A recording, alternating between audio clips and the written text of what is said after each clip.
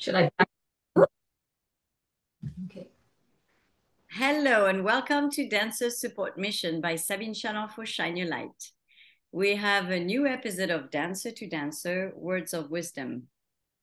I created this platform to meet the person behind the dancer and share with you all not only the highlights of someone's career, but also the challenges behind the scenes. Truly, my wish is to bring healing into the dance world, dancing to heal, healing to dance, one artist at a time and one personal story at a time. I do believe that storytelling gives us an opportunity to learn from another person's experience, and it can shape, strengthen, or challenge our opinions and values. Hopefully, this will allow you to embark or reflect on your own personal healing journey, inspired by others' experiences. So if you find those interviews helpful and valuable, please share them with your friends and don't forget to send me some feedback.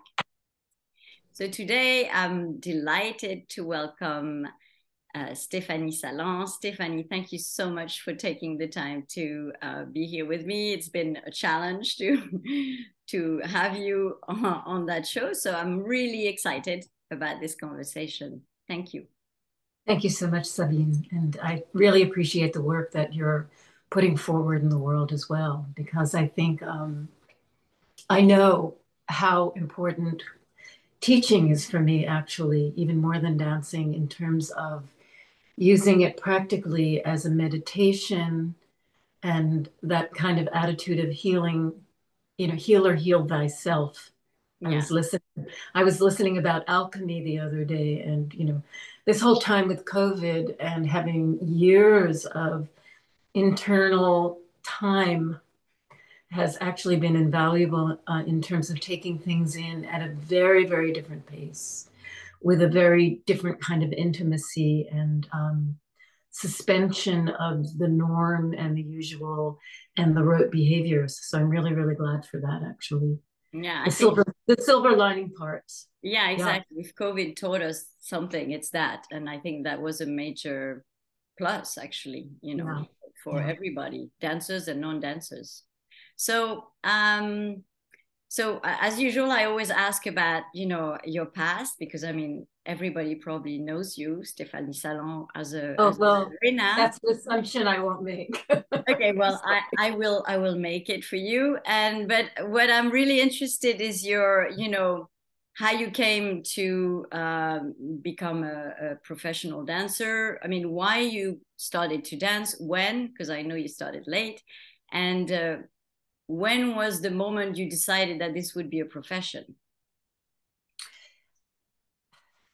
That's a complex, it's not really complex. It's just that I have varying interpretations of a response for you. The person that was drawn to dance was drawn not for the reason of dance itself. It was suggested to me when I was taking occasionally as a child in the suburbs in the States. Mm-hmm. And I literally, from one day to the next, had a kind of what we would call an identity crisis. And that was a story I've told many, many times. I was in high school or junior high school, about to close my locker. Somebody walked by me and I could hear and feel them with my back. And they said, we're going to have computerized report cards. And at that point, it was in the 60s, the computer was not what the computer is for us now. To me, that was something like robotic and autonomous and absolutely terrifying to think that we were going from our calligraphy and our writing and our handwriting, which you still have in France as part of your educational system. Yeah. But it's really fallen off from many, many other countries and systems. And I grasped, part of me, not the frontal lobe, but the part of me that knows already or senses already a need for something different and something other that doesn't quite have a voice or a shape yet. Mm-hmm. Grabbed at the first thing. And the first thing was somebody had said to me, you should dance. Mm-hmm. It was not on the radar. It was not anything historically in my family. I took maybe 3 times a month. And it was not there. Mm-hmm. And so I began to go down that road and pursue where to go. And I landed at School of American Ballet at 14 and a half. And I was put in with 11-year-olds. And basically, it was explained to me, because of my lack of training and no idea of the vocabulary and no basics, that it was unlikely that anything was going to come of this. And 3.5 years later, I was in the company. So that was a professional school then, or it was It was a professional school. It was the School of American Ballet. But why would they take you if they tell you that? Well, I went in, and I've told it so many times that it's a boring story to me, but I went in, my hair parted down the middle, and black shoes with pink tights, nothing cut, nothing right, nothing to show my hair a little flipped over. None of the sophistication that somebody at 14 and a half, 15 would have with that knowledge of some kind of aplomb and panache going into the school. I went in and I had an audition with a then ballerina who had since taken over the school, Diana Adams. Mm-hmm. And she auditioned me privately because I was late and I didn't have point shoes and I didn't have a vocabulary. She demonstrated everything for me because I didn't know what she was asking for. So I imitated it all. And I continued to imitate for another 3.5 years until I imitated my way into New York City. I think that's a fabulous story. I mean, you're pretty talented at imitating, though. Well, I had a theatrical bent, and had I known I was going into anything to do with theater, I probably would have trained for a whole series of other things, particularly comedy and music. And yeah. So, but I mean, I had no idea it was going to be ballet. And then literally it was like a vortex. Suddenly, because of the school, because of the timing, it was the early 70s. Balanchine was still very, very productive. Robbins was coming into the fray. I was literally pulled in. It was like an undertow. Yeah. And it wasn't an undertow necessarily of my choosing, but it presented itself in front of me. Okay. So it wasn't self-dictated. Okay. And so I also didn't have a lot of associations or predispositions to things. And I also was not very good politically because I had no plan for this. What I found as I went was I had certain proclivities, as we all do, and what ended up being phenomenal tenacity. Mm-hmm. Okay, so where does the tenacity comes from? It's my nature. It's my inherent nature. So anything you do has the same tenacity. Yeah, it has a stick-to-itiveness. It has a lot of inquisitiveness and curiosity, and taking a rock and turning it over. What's there? I'm very, very process-oriented, and I'm finding now too, it's almost a joke actually in classes, in my Zoom classes with my adults who again have no attachment to outcome. So that allows a really ample way of working. And lately, just the last 2 weeks, for some reason, I just threw in, let's just not have any interest in what comes out of this. And no time. And then suddenly when I said no time, it was one of those things like, be careful what you ask for. Because about 35 minutes had elapsed and I thought it was about 2 minutes. And usually I'd have an internal clock or a metronome for a lesson. Mm-hmm. And I looked and it was over and I had no perception of that. And it was exciting, and everybody in class reminded me, but you said, let's not approach it in that way. What happens if we give it up? And it actually presented itself again. So it's so interesting when you put something forward as an intention, even if you're not quite clear how to shape it or how it may shape itself or volunteer itself, like a volunteer plant. And I think intention for dancers is so important anyway. maybe not to give up on time, because that might be a That's a little bit of an issue depending on where you are and what the circumstances are, because everything again is context. Yeah. We have to I can't do that in a class where somebody invites me and wants a master class and wants, we brought you for this, but I can do it in a community of trust where you've developed it over time, and you wait to see, like soften the soil, drop the seed in, and then what? Yeah, and I don't need the answer. It's nice. If I can get out of the way, it's actually far more exciting. Wow. Yeah. So, I mean, in 3.5 years, you got into the company. That's pretty amazing, because, it does take 10 years to basically train a dancer, I would say, more or less. So just tell us about, what happened, what was your biggest challenge actually, apart from not knowing the names of the steps? Well, first of all, I really couldn't learn very quickly. And because I didn't have a vocabulary, and I don't assimilate information in a linear fashion. I'm taking in informations, what I call constellating. I take them from above, below, behind, underneath, through. I don't know how else to really. But you have a visual memory, obviously. If you're able to just reproduce what a teacher is asking you to do without the vocabulary, then you have definitely. Yes, but if you haven't had the wheels under the cart, I'm sorry for interrupting. If you haven't had the scaffolding or the basic structure, it's very hard to build on that. It's more like the cream on top or the sauce. I had the sauce, but no ice cream underneath. No, I'm ice cream now, so let's not do that. But I didn't have the armature in play. So it could be that, I would say that's the most frustrating part of it, except that fortunately for me, that was the interesting part for Balanchine, was she's unformed, she doesn't know, and I get to do more of what I like to do, which is form someone that doesn't have a set piece. It's not a set piece. So it's a double-edged sword. It had some advantages.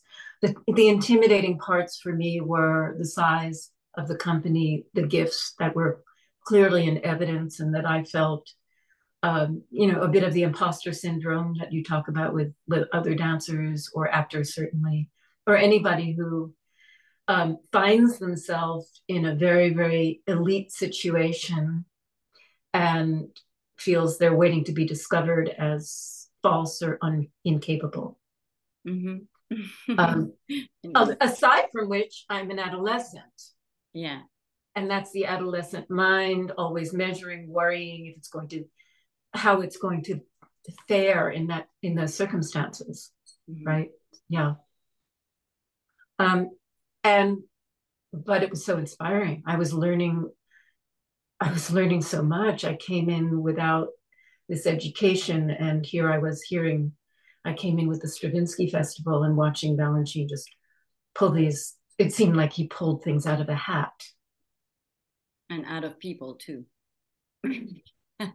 And how these things are cultivated, and watching these incredible creatures. They were creatures. I mean, they were still all handpicked by Balanchine with a certain eye to a certain aesthetic or a certain sensibility. And he had been doing it for so long that it was just Cartier, it was really just incredibly beautiful. So, but what would you say, as a ballet dancer, what would you say is the biggest challenge? I mean, in your view, I do think it's like anything else. Like when somebody first goes to college and they have to adapt, they haven't lived away from home, they're unaccustomed to not having certain support systems in place. So it's navigating a new culture. I think it's basic to anybody entering a new culture. I was entering a new sphere, a new culture. I needed to understand where I may or may not fit and how, and interpreting it with a young mind and one that was not quite fully formed with those kind of decisions in play. You know, it was almost decided for me. And so then I was not clear with my understanding of things, or the understanding of the political arena that was necessary to respond to the power dynamics, to what is correct or incorrect, to bureaucracy, to ways of viewing things that were very, very challenging for me. And then, of course, body image, how one looks, how one is supposed to behave, the etiquette of the theater, the expectations in that life. Those were all things to learn. And I would say it takes at least 1 or 2 years to have that become something that becomes familiar and ever so slightly normal. And we can't talk about normal in ballet to begin with. So that in itself is an anomaly. But you stayed very long time with the New York City Ballet. I mean, you danced what, 21 years. That's huge. I mean, that's a full career. So I mean, you know, because I talk to a lot of dancers who've moved, you know, right, left, and center all the time. Yes. So how is that to spend your whole career? You know, I mean, what would you say are the big advantages of staying for your full career in one place for you? For me, it was an interesting choice to make, because I was actually, as I've said in other conversations, I was not politically correct. At the time that I was there, if people had relationships or partners or husbands, they were covert about it, because it was frowned upon with Balanchine, and I was not. I was in a relationship which became a marriage, and both my partners that I had while I was in the company were both Europeans, and I was exposed to so much more than I would have been had I stayed down on the farm. And we were not supposed to be interested in all those other things, but I found what was going on in the 70s in New York, and this wealth, flourishing arts system, and companies touring, and then me going on tour with these other companies on my vacations. I mean, I was with somebody who was with Bejar. So you were allowed to do that? Well, on my vacations, yes. So I was there before the Shah of Iran was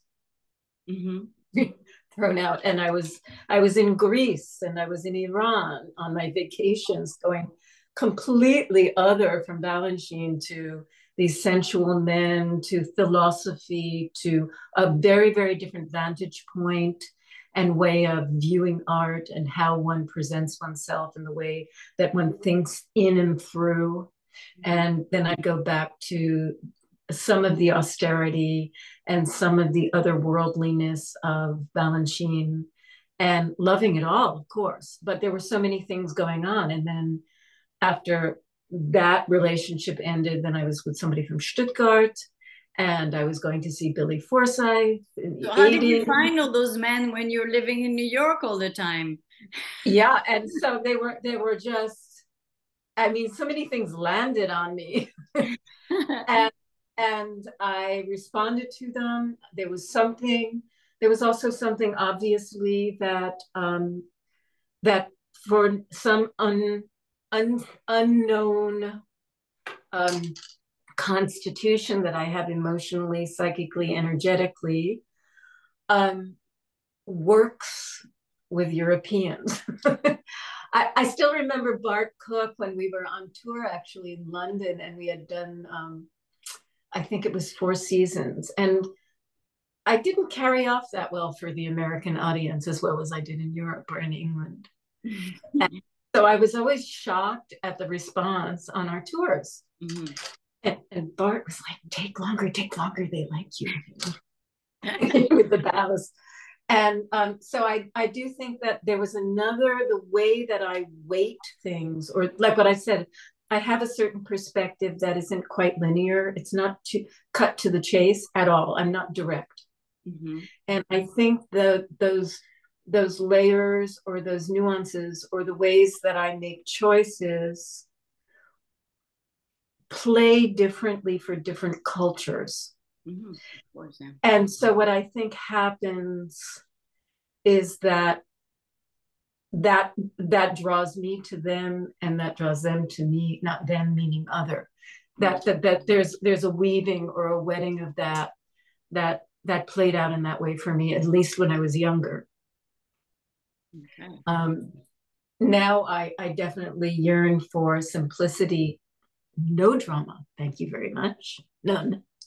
Like if drama presents itself in front of me, no, she did that already. Whoever she was who needed to do it,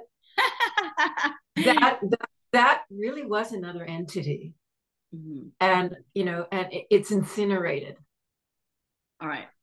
Yeah. I like that. I so understand this.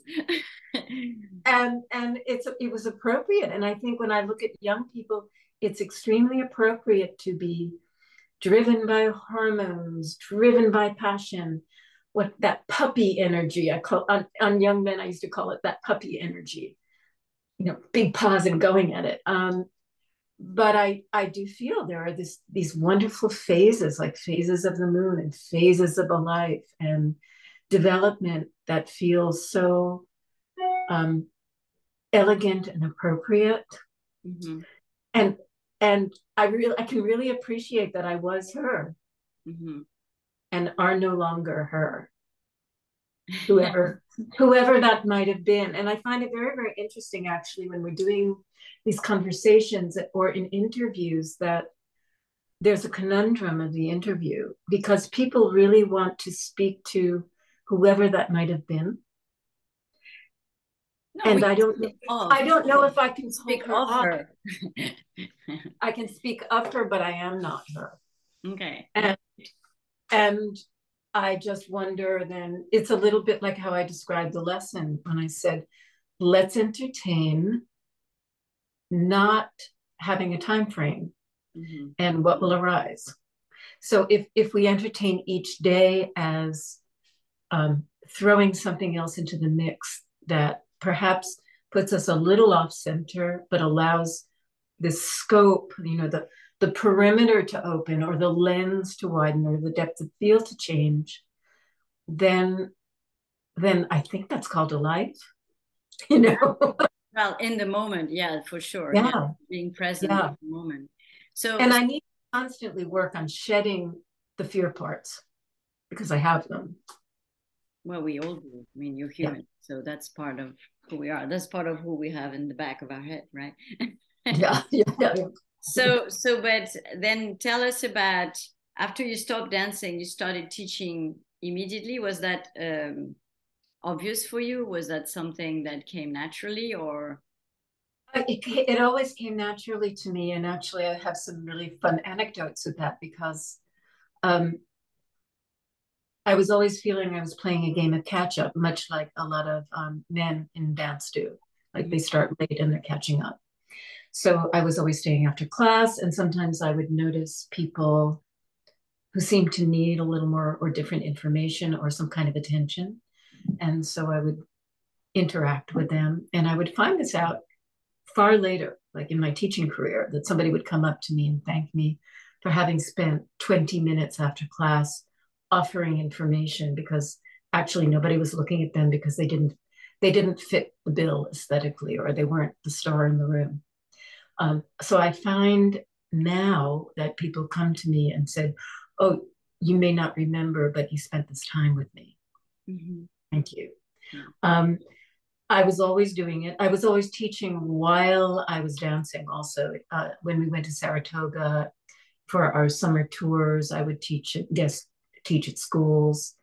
I was always interested in learning and in teaching, and in what it feels like to be a student, and keep that in mind, keep that level of empathy, or that kernel of compassion in there. I wanted always to be the teacher I wished I would have had. And I always keep that in mind. And I want to also bring as little baggage into the room as possible. I actually am very selfish that way. I use the studio as a practice, a personal practice, to shed layers and to shed what? Layers? Layers, and to shed, to peel the onion, to reevaluate, almost to, as a word is coming out, to see like what part of me is needing to say that. Does she need to say that? Is it needed in this moment for that particular instance or purpose or person? And I see it as an exercise in presence.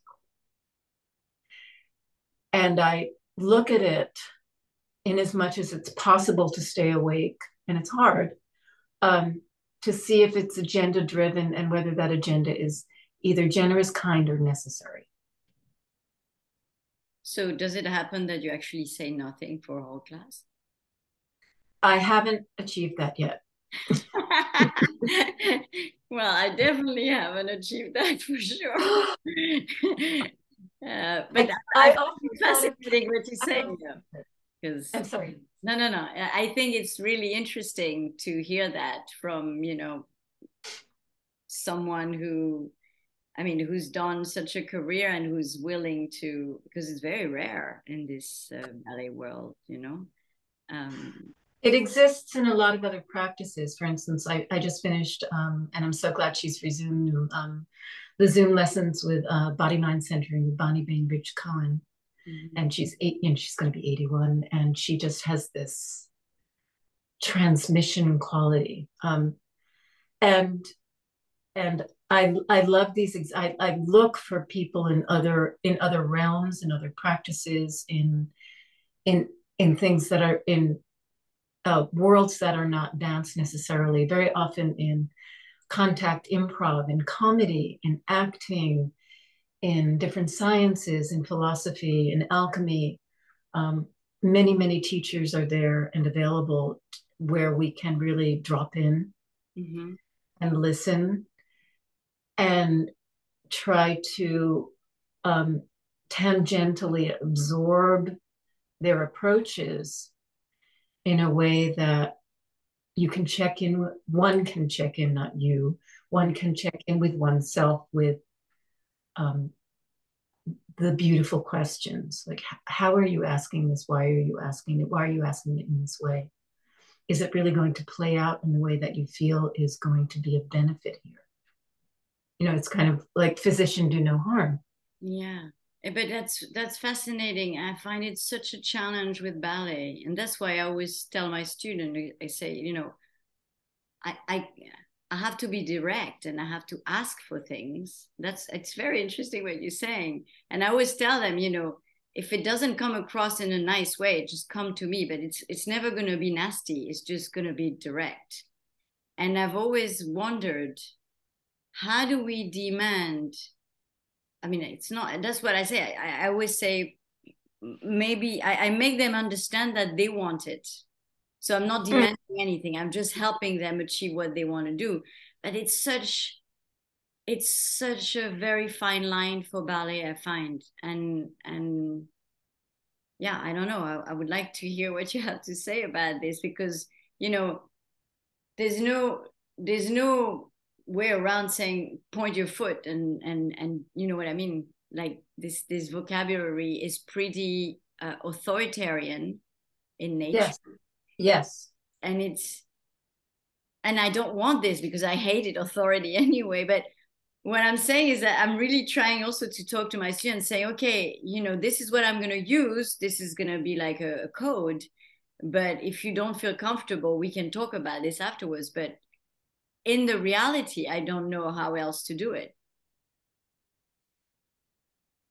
Well, I believe what happens in the room with me is very often I have a few caveats. I almost make a disclaimer. There's nothing I can do for you if you don't have the hunger for it. And I can't be interested or curious for you.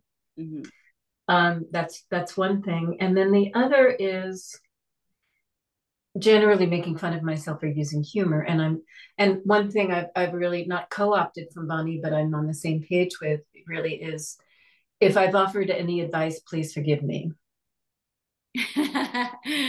Yeah. Because I've had that experience even with people who care for me deeply, or yeah, there are a number of experiences that I've transferred to the studio. I'm happy to offer this vantage point of view. And generally, okay, if there's a classroom with people that definitely are on a path and on that track, and they have expectations and want an outcome, I'm going to give a different class from people who are not attached to outcome and want to have an experience of themselves in there as embodied. Mm-hmm. Okay.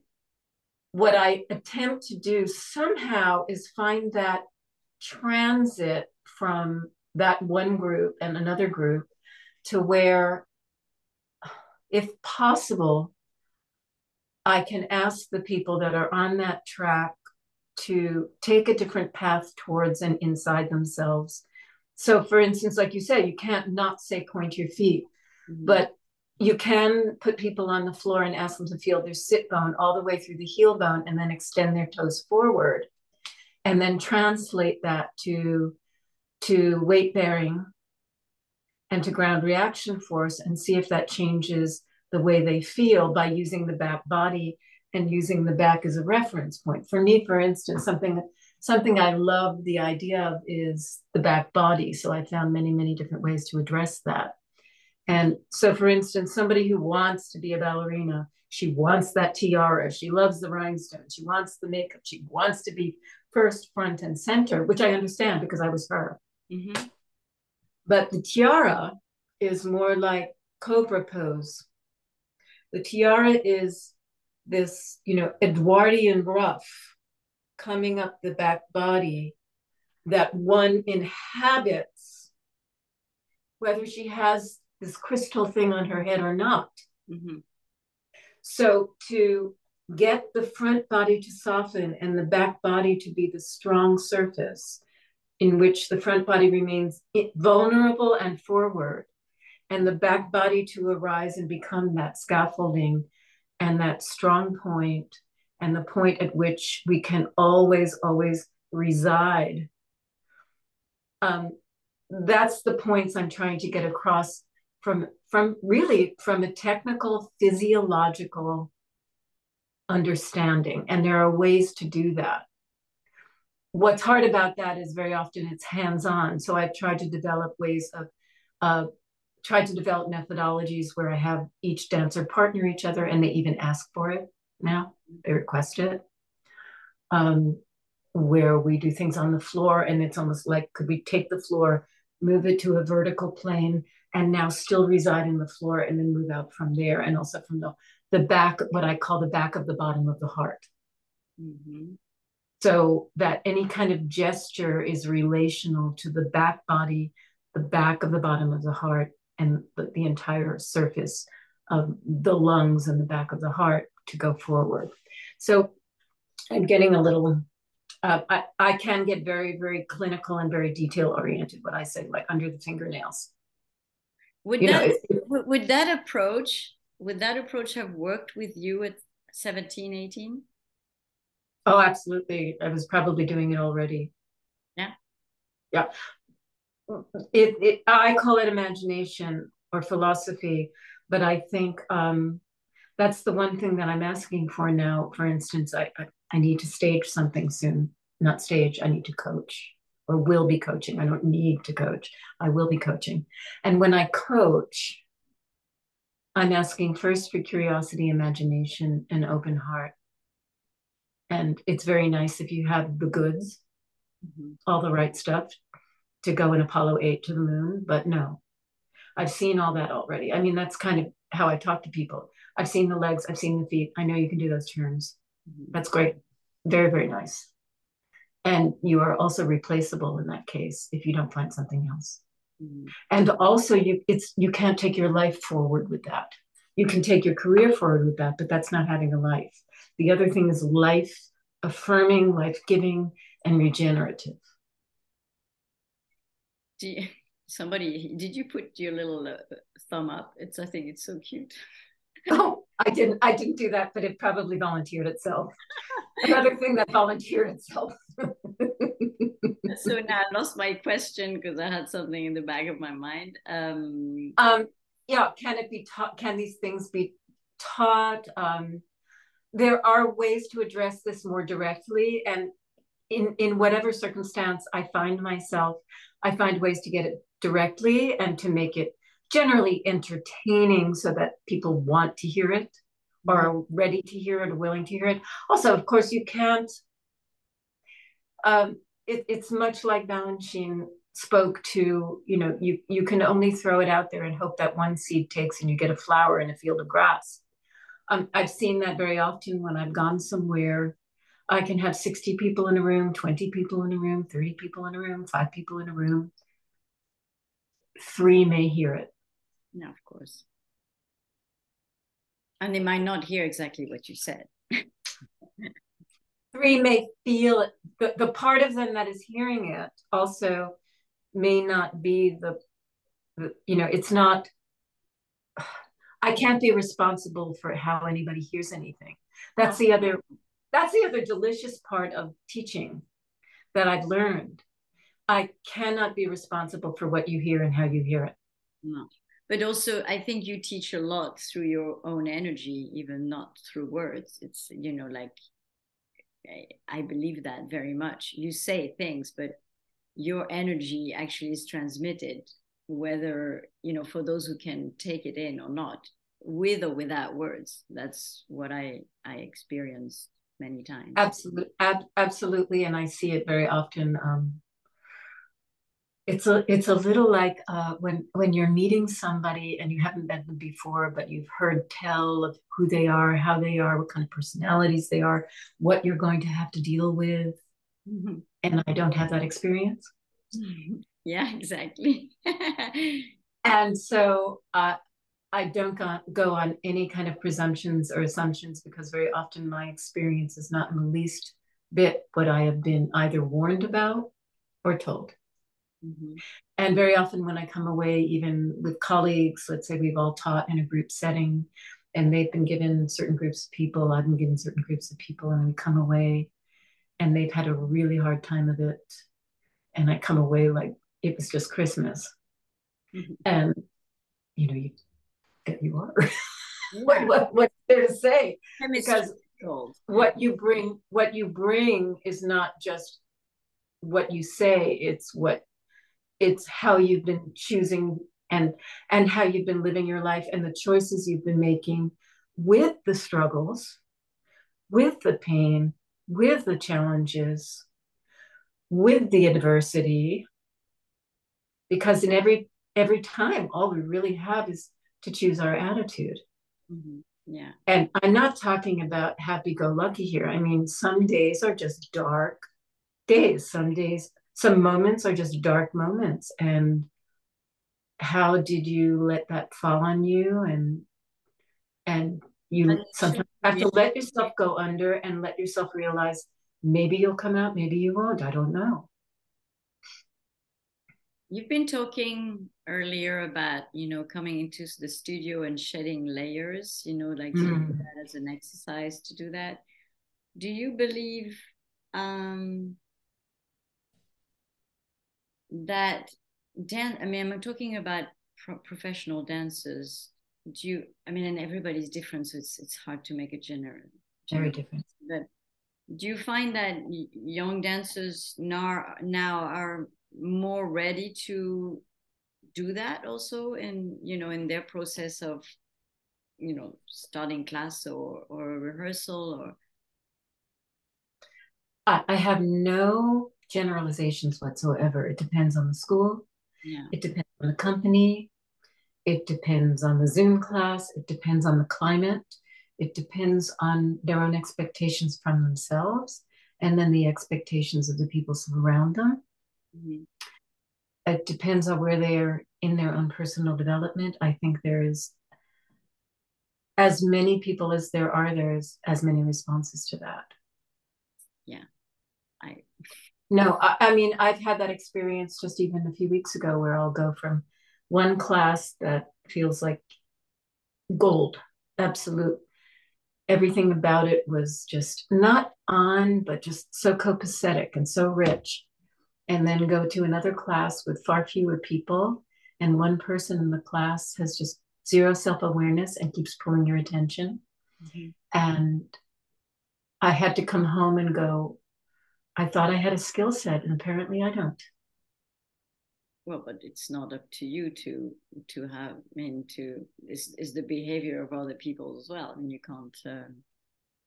Yeah, but there is that self-questioning. I'm not going to say doubting, but that real questioning of how is it that 2 hours before something was so expansive and deep and so full, and then you go elsewhere and one element thrown in, put it literally derailed.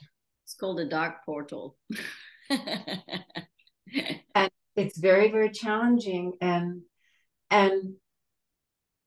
the ego, because there is one, otherwise I'd probably crumble into little bits on the floor. Mm-hmm. The ego asks, what haven't I understood yet? Mm-hmm. Because I do want skillful means. And I do want, in every circumstance, somehow to ask, why has this been thrown in front of me? Obviously, there's a lesson still. Mm-hmm. What didn't I understand? Where does my empathy need to grow? How do I need to change the lens here? Why did I let myself be pulled in that direction to feel like I could do anything about anything? It's like being a codependent. Like, why did I think I could solve this when it's nothing to do with me? Well, this is so refreshing to hear this. If half of the ballet teacher could have this approach, you know, of self inquiry and you know, I don't know, come home and debate with yourself about what happened, I think the ballet world will be in a very different shape, I think. Well, why did I have that experience on the same day I had 100% the other direction? Mm-hmm. And 3 days before, and 2 days before, and normally. So why did that opportunity present itself? Well, for you to see how good the other places were. Well, I'm glad I'm reinforced with the others, because if I weren't, I would really be a tortured soul at this point. But those have occurred before, and that had occurred partway through my my teaching, where I landed in a place where basically I got a little slap on the wrist, like, we don't need really what you're offering, all that other stuff. Mm-hmm. And so I just went in and I tried to revise it, and then I just basically said, you don't need me. You need something else. You need something different. You need something more rote. Mm-hmm. You need maybe a trainer, not really a teacher, because I think teaching is a vocation. Mm-hmm. It's not a job. As dance was a vocation, not a job. And I think life and creativity is a vocation, and self-inquiry is a vocation. Absolutely. But I mean, I think we should all be, not should, but this is the point of being alive, no?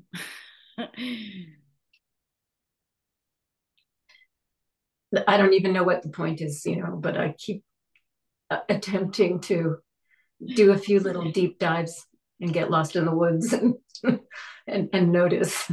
Well, anyway, I think I would have loved to have you as a teacher, that's for sure, but that will not happen in this life. So anyway, I mean, you said briefly that the years of COVID were, in a way, very useful and very important for you. So would you talk a little bit about that? Did that give you time to, you know? There's always a part, the one that danced, there's always a part of the winding down, the coming down from having had a career like that and being extremely self-motivated and driven.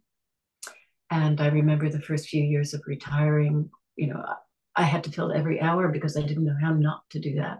And now how not to validate myself according to how I was feeling that, how I was increasing my education, how I was honing my skills, how I was getting better to keep up with it.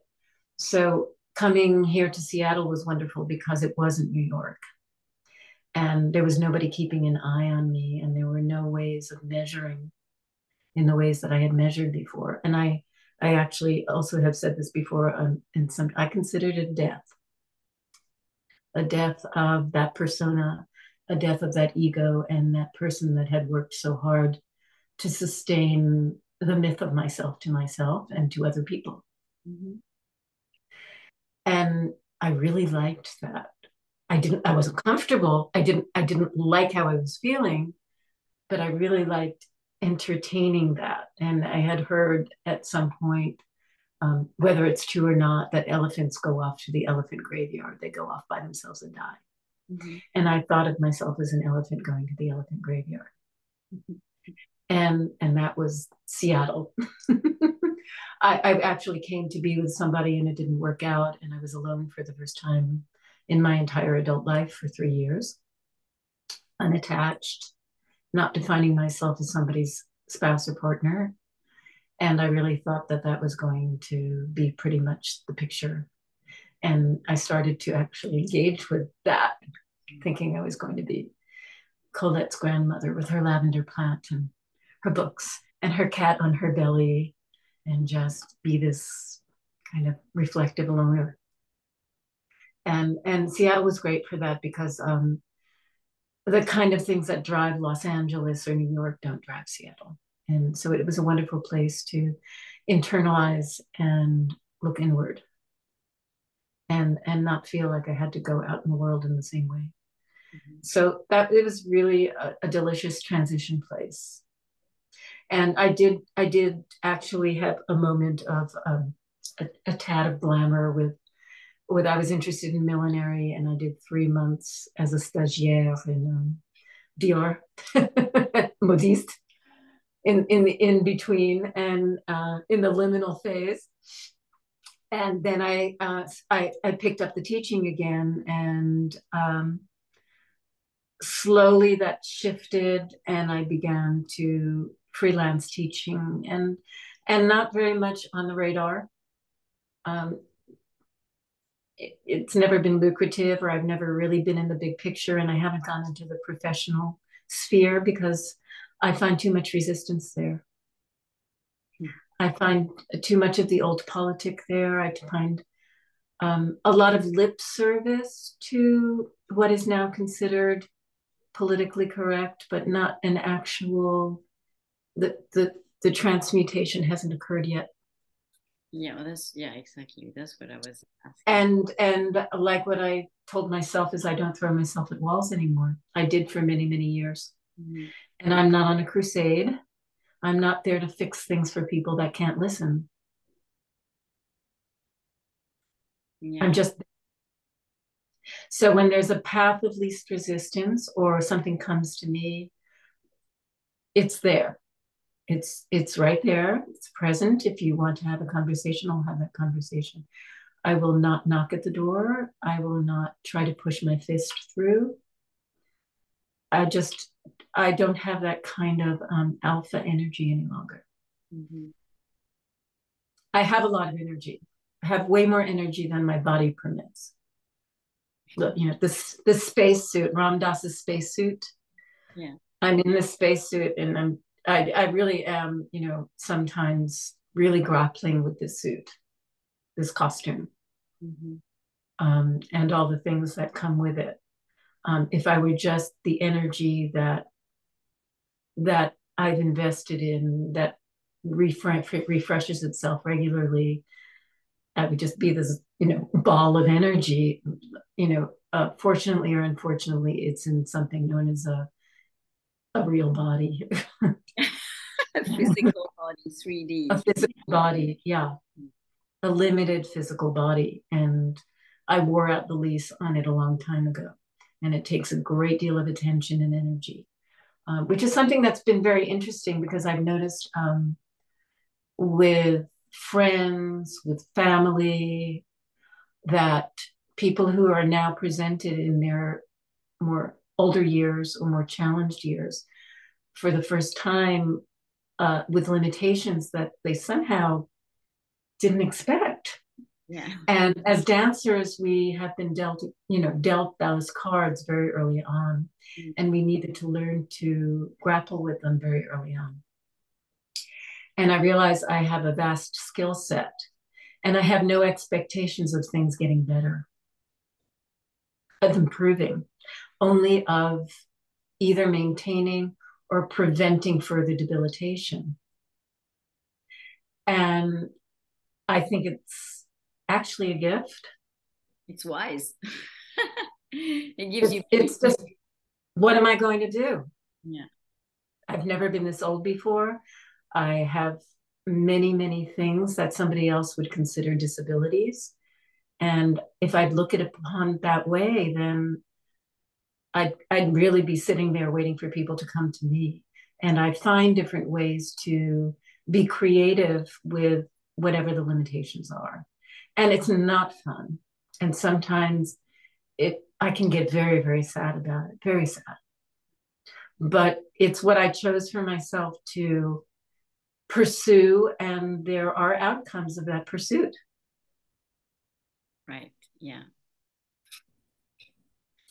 Okay. Well, I don't want to keep you too long because we said we won't do more than an hour. So I would like to wrap it up with that last question. It's like, if you had, I know you don't want to give advice, but I will ask you to give an advice. If you had one advice to give to a young dancer that starts their career now, what would that be? Oh, keep some very, very dear people close at hand who love you, who are honest, who help you keep a perspective on your pursuit, and really will listen well and reflect back your questions and your desires, and hear you fully, and not try to solve it, but to hear you and maybe reflect back with some level of wisdom. So I would say a wide swath of ages and experience, and keep a very, very wide lens, because sometimes when we are choosing a direction, we are missing the things that are actually showing up for us. If we are one pointed,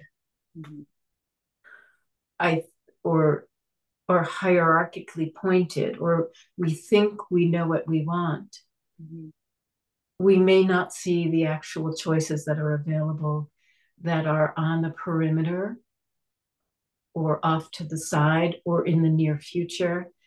And we don't have the ear or the eye or the ability to smell or feel or sense what is actually right there waiting.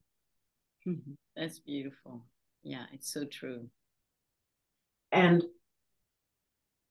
yeah, I just think there are so many things that are waiting in the wings, or waiting just beside, or waiting underneath, or waiting off on some diagonal trajectory that could actually have so much more scope than what it is you're aiming at, what it is the person might be aiming towards. That sometimes the thing that seemed the mistake, or the thing that came at the wrong time, is precisely what was waiting. And I can't know what that is. And very often, actually, when I'm giving evaluations, I will say I will be happy to be proven wrong, because I can't possibly know what is supposed to happen for that person. Right. Well, that's a very beautiful message. That's a little bit the one that I don't want to be the expert. I don't want to be the one with the answer. I can't possibly be. I don't know why you were born. I don't know why you were shaped in that way. I don't know why you made this choice. And likely you don't yet either. So how could I presume? Yeah. I have a certain life experience, and it's limited. It's limited to what those earlier choices were, what those choices are now. And I'm only hoping that I don't harm anyone in making any suggestions. Wow. Yeah. Well, that's beautiful. Stephanie, we're going to wrap this up. I want to really thank you very much. It was such a beautiful conversation. I'm still buzzing everywhere, so I'm just going to keep your words around me. And thank you very much for spending. Well, I only hope we can all do this for each other. And there are these entities, seen and unseen, that are supporting this. Mm-hmm. Yeah, I believe that. So we want to get as clear a vessel as we can be. Yeah. So thank you. Thank you for the opportunity. Right.